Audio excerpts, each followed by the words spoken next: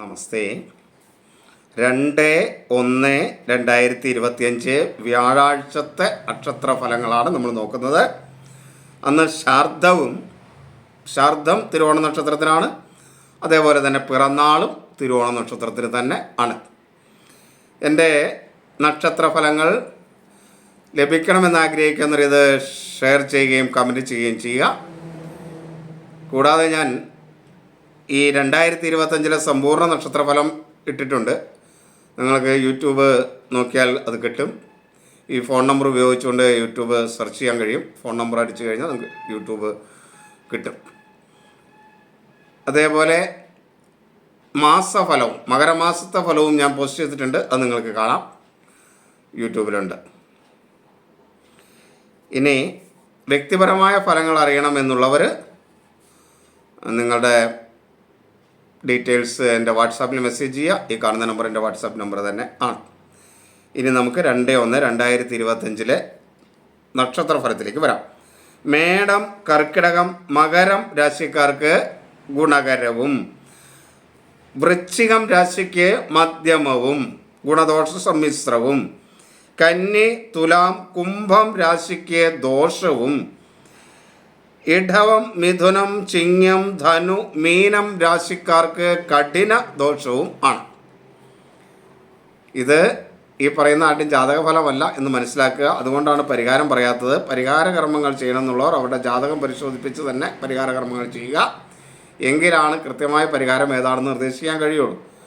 പിന്നെ പൊതുവായി എല്ലാവർക്കും നാമം ജപിക്കാം, ഈശ്വരാരാധന നടത്താം, ക്ഷേത്ര ദർശനം നടത്താം, നിങ്ങളുടെ ഇഷ്ടദേവതയ്ക്ക് നാമം ജപിക്കാം. ഒക്കെ ചെയ്താൽ ഒരു പരിധിവരെ പരിഹാരമാകും. ഇനി നമുക്ക് 2/1/2025 ഫലം ഓരോ നാളുകളൊക്കെ പറഞ്ഞ് വിശദമായിട്ട് നോക്കാം. അശ്വതി, ഭരണി, കാർത്തിക ആദ്യ കാൽഭാഗം മേടം രാശി. മേടം രാശിക്കാർക്ക് ശുഭകരമാണ്. പൊതുവെ ആരോഗ്യസ്ഥിതി അനുകൂലമായിരിക്കും. എന്ത് കാര്യങ്ങളും ചെയ്യുന്നതിനുള്ള ഒരു ഉണർവ്, ഊർജ്ജസ്വലതയൊക്കെ കിട്ടും. മറ്റുള്ളവരുടെ അംഗീകാരവും കാര്യവിജയവും ഉണ്ടാകും. മക്കളിൽ നിന്നൊക്കെ അനുകൂലമായൊരു സമീപനവും ഒക്കെ, കുടുംബത്തിൽ സ്വസ്ഥതയും സമാധാനവും ഒക്കെ ഉണ്ടാവും. ധനലാഭം, കുടുംബത്തിൽ മറ്റുള്ളവരുടെ അംഗീകാരം, ജീവിത പങ്കാളിയിൽ നിന്ന് നല്ല അനുഭവങ്ങളൊക്കെ ഉണ്ടാകാൻ സാധ്യതയുണ്ട്. ജാതകം കൂടെ അനുകൂലമാണെങ്കിൽ ഒരു സംശയവും വേണ്ട, മേടൻ രാശിക്കാർക്ക് ശുഭകരമായിരിക്കും. ഇനി ഇടവം, കാർത്തിക ആദ്യ മുക്കാൽ ഭാഗം, രോഹിണി, മകീരം ആദ്യ പകുതി ഭാഗം. ഇടവം രാശിക്കാർക്ക് ഒട്ടും അനുകൂലമല്ല. ജാതകവും കൂടെ അനുകൂലം അല്ലെങ്കിൽ വളരെ ദോഷമായിരിക്കും.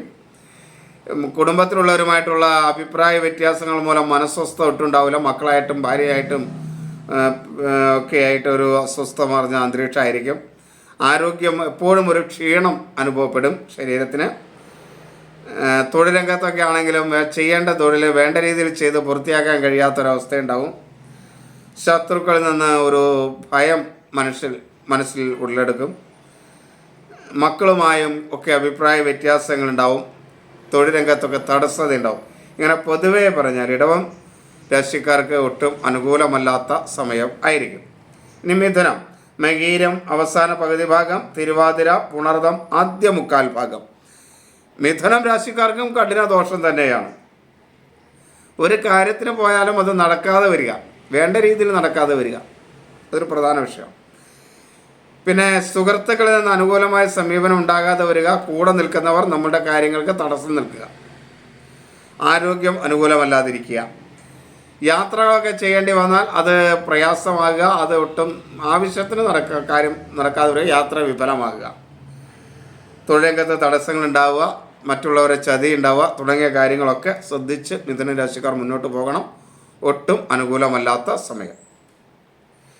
ഇനി കർക്കിടകം, പുണർദം അവസാന കാൽഭാഗം, പൂയം, ആയില്യം. ഈ കർക്കിടകക്കാർക്ക് അനുകൂലമാണ്. തൊഴിൽ രംഗത്ത് നേട്ടങ്ങളുണ്ടാകും. ചെറിയ ആരോഗ്യ പ്രശ്നങ്ങളൊക്കെ ഉണ്ടാകുമെങ്കിലും അതൊന്നും കാര്യമായി തൻ്റെ കർമ്മരംഗത്തെ ബാധിക്കില്ല. കുടുംബത്തിലൊരു സ്വസ്ഥതയും സമാധാനവും ഒക്കെ അനുഭവപ്പെടും. അല്പം അധിക ചെലവ് വരും, പക്ഷേ എന്നാലും വരുമാനം ഉണ്ടാകുകയും ചെയ്യും.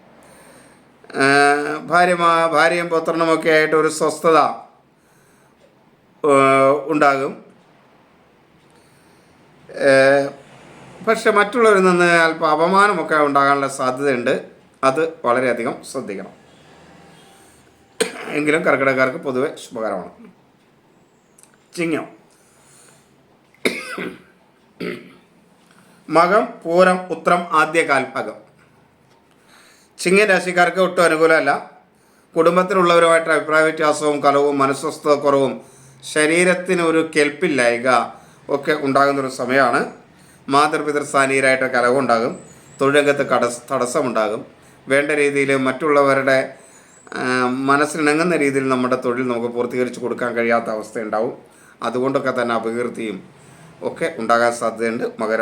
ചിങ്ങൻ രാശിക്കാർ വളരെയധികം ശ്രദ്ധിക്കണം. മകം, പൂരം, ഉത്രം ആദ്യ കാലമാണ് ചിങ്ങൻ രാശിക്ക്. ഇനി കന്നി, ഉത്രം അവസാനം മുക്കാൽ ഭാഗം, അത്തം ചിത്ര നക്ഷത്രത്തിൻ്റെ ആദ്യ പകുതി. കന്നി രാശിക്കാർക്ക് ദോഷമാണ്. മക്കളിൽ നിന്നൊക്കെ അഭിപ്രായ വ്യത്യാസങ്ങൾ ഉണ്ടാകും. അവരുമായിട്ട് ചെറിയ കലഹ സാധ്യതയൊക്കെ ഉണ്ട്. അതേപോലെ ആരോഗ്യ പ്രശ്നങ്ങളുണ്ടാകും. നല്ല സുഹൃത്തുക്കൾ ഉണ്ടാകും. അവരിൽ നിന്ന് ചെറിയ ഗുണങ്ങൾ കിട്ടുമെങ്കിലും കൂടുതലും സുഹൃത്തുക്കളിൽ നിന്ന് അനുകൂലമല്ലാത്തൊരു ദിവസമായിരിക്കും. മക്കളിൽ നിന്നൊക്കെ ഗുണമുണ്ടാകും. സ്ഥാന നേട്ടങ്ങളുണ്ടാവും. ബന്ധുഗുണം സഹായമൊക്കെ ലഭിക്കും.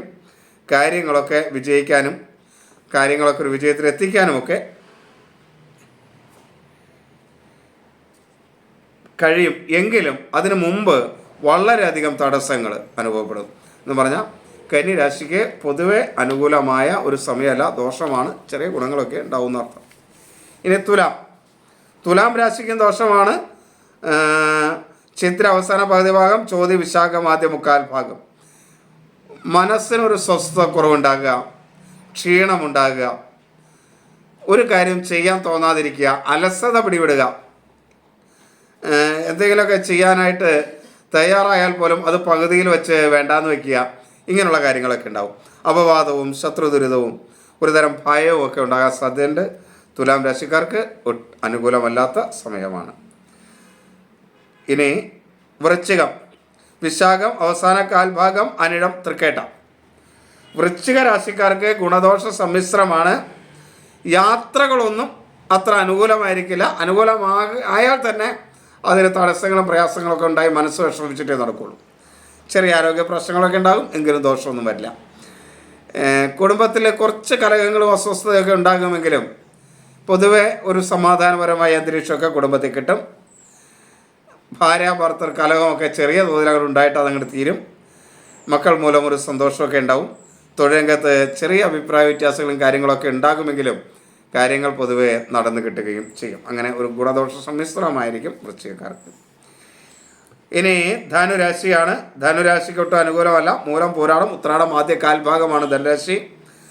ഇപ്പോഴും ദൈവാധീനക്കുറവ്, കലഹം, ആരോഗ്യ പ്രശ്നം, വാക്കുകൾ മൂലമുള്ള പ്രയാസങ്ങൾ, അപകടം, അപമാനം, അനുകൂലമല്ലാത്ത സുഹൃബന്ധം, ഇതൊക്കെ ധനുരാശിക്കാർക്ക് ഉണ്ടാകുന്ന ഒരു സമയം ആണ്.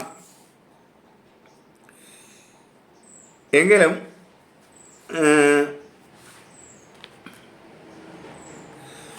ജീവിത പങ്കാളിയിൽ നിന്ന് അല്പം അനുകൂലമായ നിലപാടൊക്കെ ധനുരാശിക്കാർക്ക് ഉണ്ടാകുകയും ചെയ്യും. ഇനി മകരം രാശിക്ക് ഗുണകരമാണ്. മകരം എന്ന് പറഞ്ഞാൽ ഉത്രാടം അവസാന മുക്കാൽ ഭാഗം, തിരുവോണം അവിട്ടത്തിൻ്റെ ആദ്യ പകുതി ഭാഗം. ഭക്ഷണസുഖവും മനസ്സന്തോഷവും ഒക്കെ കിട്ടും. വളർത്തുമൃഗങ്ങളിൽ നിന്നൊക്കെ കുറച്ച് സന്തോഷകരമായ അനുഭവങ്ങളൊക്കെ ഉണ്ടാവും. പൊതുവെ ഒരു അഭിവൃദ്ധിയൊക്കെ അനുഭവപ്പെടും.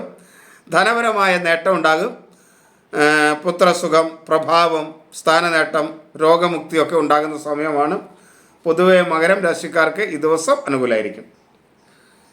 ഇനി കുംഭം, അവിട്ടം അവസാന പകുതി ഭാഗം, ചതയം, പൂരുരുട്ടാതി മുക്കാല്. കുംഭം രാശിക്ക് ദോഷമാണ്. എല്ലാത്തിനും ഒരു മടുപ്പ് അനുഭവപ്പെടും. ഒരു ധൈര്യമില്ലായ്മ അനുഭവപ്പെടും. ശത്രുക്കളിൽ നിന്നുള്ള കുറച്ച് പ്രയാസങ്ങളും ബുദ്ധിമുട്ടുകളൊക്കെ ഉണ്ടാകും. തൊഴിൽ രംഗത്ത് മറ്റുള്ളവരുടെ ഇടപെടലുകൾ ചില പ്രയാസം ഉണ്ടാക്കും. വേണ്ട രീതിയിൽ ചെയ്തു തീർക്കാൻ കഴിയാത്ത മനോദുഃഖം ഉണ്ടാക്കും. കർമ്മഗുണം കുറയും നടത്തും. ധനവരവ് കുറയും. എല്ലാത്തിനും തടസ്സവും ദേഹസുഖക്കുറവും ഒക്കെ ആയിട്ട് അനുകൂലമായിരിക്കില്ല. ഇനി മീനം, പൂരുരുട്ടാതി അവസാന കാൽഭാഗം, ഉത്രട്ടാതി രേവതി. മീനത്തിന് ഒട്ടും അനുകൂലമല്ല. മനോദുഃഖം, കടം, ധനനഷ്ടം, ആരോഗ്യ പ്രശ്നം, മക്കളുമായുള്ള കലഹം, വാഹനനഷ്ട, അപവാദം, കുടുംബസ്വസ്ഥത കുറവൊക്കെയാണ്. എന്നാലും ജീവിത പങ്കാളിയിൽ നിന്ന് കുറച്ച് അനുകൂലമായ നിലപാടുകൾ ഉണ്ടാകുകയും ചെയ്യും. ഇത് ചന്ദ്രാധിഷ്ഠിതമായ രാശിഫലമാണ്. ഇത് പരിഹാരമുള്ളതാണ്. നന്നായി ഈശ്വരാധീനം വരുത്തുകയൊക്കെ ചെയ്താൽ ഇതിന് നല്ല പരിഹാരമുണ്ടാകും. കുറച്ച് ദോഷമുള്ള കുറച്ച് രാശിക്കാരുണ്ട്. അവർ ജാതകമൊക്കെ നോക്കിയിട്ട് നന്നായിരിക്കും. കുറച്ച് നാളത്തേക്ക് അവർക്കൊരു ബുദ്ധിമുട്ടുള്ളതാണ്. അപ്പോൾ അങ്ങനെയുള്ളവർ ഈ രാശിക്കാർ ജാതകം പരിശോധിക്കുന്നത് നന്നായിരിക്കും.